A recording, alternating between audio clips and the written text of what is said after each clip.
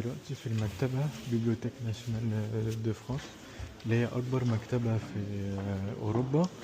أنا قعدت كتير قوي أقعد أذاكر في المكتبة دي.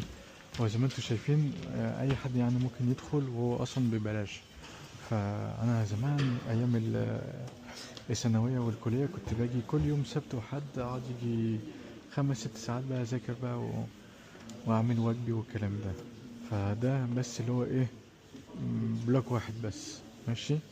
وفي زي ما انتوا شايفين بلوك تاني من الناحية التانية، واتنين تانيين بعيد بس انتوا كده مش هتشوفوا.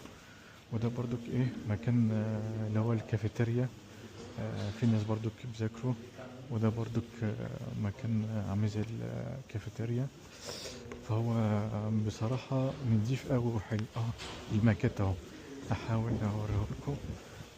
شايفين بيبليوتيك ناسيونال دي الاربع بلوكات، 1 2 3 و4. يلا سلام.